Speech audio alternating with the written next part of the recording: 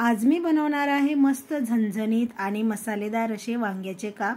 हे काप तुम्ही जेवणासोबत खाऊ शकता, त्याचबरोबर मधल्या वेळेमध्ये सुद्धा बनवून खाऊ शकता किंवा खिचडी सोबत तर अतिशय अप्रतिम लागतात चवीला।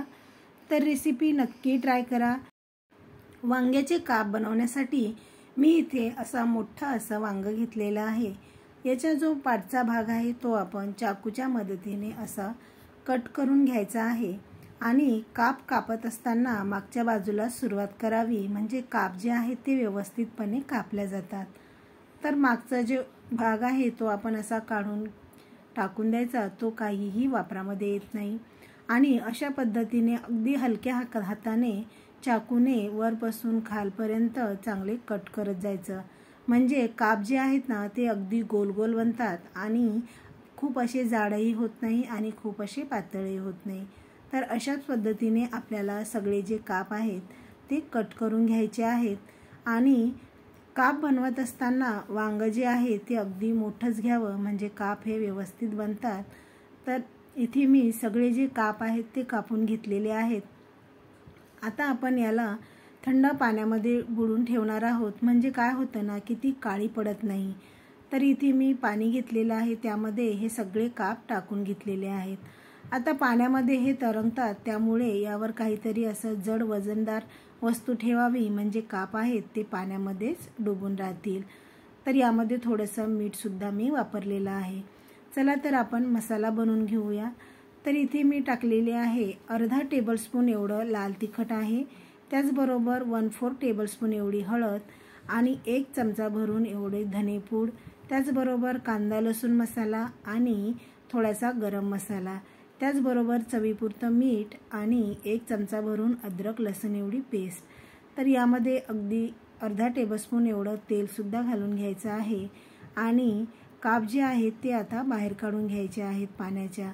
जेव्हा आपल्याला त्याला मसाला कोट करायचा त्याच वेळेस काप जे आहेत ते बाहेर काढायचे, म्हणजे ते काळे पडत नाहीत।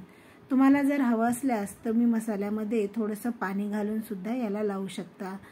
तर असं प्रत्येक कापला असा व्यवस्थितपणे आपल्याला मसाला इथे कोट करून घ्यायचा आहे। हे काप बनवत असताना याला जे मसाल्याचं कोटिंग असतं त्यामुळे हे खूप चविष्ट बनतात।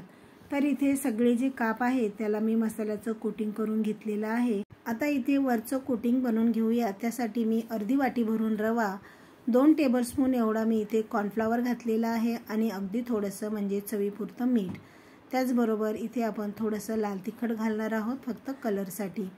तर इथे मिठाचं प्रमाण हे कमीच ठेवावं, कारण आपण मसाल्यामध्ये आधीच मिठाचा वापर जो आहे तो केलेला आहे। तर असा एक एक करून आपल्याला या रव्यामध्ये काप जे आहेत ते असे बुडवून घ्यायचे आहेत। सगळीकडे रवा हा व्यवस्थितपणे कोट झाला पाहिजे, म्हणजे काप हे अगदी कुरकुरीत होतात। तर इथे मी सगळीकडे रवा हा चांगल्या प्रकारे लावून घेतलेला आहे। आता आपण याला एका प्लेटमध्ये काढून घेऊया। तर अशाच पद्धतीने दुसरा काप सुद्धा घेऊन आपण त्याला जो रवा आहे तो चांगल्या प्रकारे असा कोट करून घ्यायचा आहे, म्हणजे काय होतं की रवा हा सगळीकडे कोट झाला की काप जे आहेत ना ते अगदी कुरकुरीत होतात। तर असे हे काप आता रेडी झालेले आहेत फ्राय करण्यासाठी। तर इथे मी पॅनमध्ये 1 मोठा चमचा भरून एवढं तेल घातलेलं आहे आणि या तेलामध्ये आपण जे काप आहेत ते एक एक करून असे ठेवून द्यायचे आहेत। यामध्ये आता फ्राय होण्यासाठी आपल्याला 3 ते 4 मिनिटाचा वेळ सहज लागतो। एका बाजूने चांगल्या प्रकारे फ्राय झाले की दुसऱ्या बाजूने काप पलटून दुसऱ्या बाजूने सुद्धा 1 ते 2 मिनिटापर्यंत चांगले इथे फ्राय करून घ्यायचे, म्हणजे काय होतं ना की काप जे आहे ते कुरकुरीत बनतात। हे काप फ्राय करत असताना गॅसची जी फ्लेम आहे ती मीडियमच ठेवावी, म्हणजे काप हे व्यवस्थितपणे इथे रोस्ट होतात। तर इथे काप जे आहेत ते रेडी झालेले आहेत, तुम्ही बघू शकता अगदी छान असा रंग याला आलेला आहे। चला तर मग आता आपण काढून घेऊया आणि अशाच पद्धतीने आपण दुसरी बॅच सुद्धा इथे फ्राय करून घेणार आहोत। तुम्ही बघू शकता अगदी कुरकुरीत आणि अगदी छान असे काप आपले रेडी झालेले आहेत। रंगही अतिशय छान येतो, कुठल्याही प्रकारचा तुम्हाला यामध्ये रंग टाकायची गरज पडत नाही, कारण आपण इथे काश्मीरी लाल मिर्च पावडर थोडीशी ॲड केलेली होती। तर इथे दुसरी बॅच सुद्धा मी फ्राय करून घेतलेली आहे।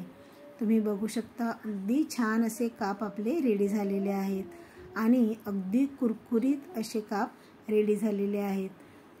तर रेसिपी नक्की ट्राय करा। त्याचबरोबर व्हिडिओ आवडल्यास लाईक करा, शेअर करा आणि अशा छान छान आणि नवनवीन रेसिपीसाठी प्रमिलास किचन मराठीला सबस्क्राईब करा, म्हणजे येणारा प्रत्येक व्हिडिओ हा तुमच्यापर्यंत पोहोचेल।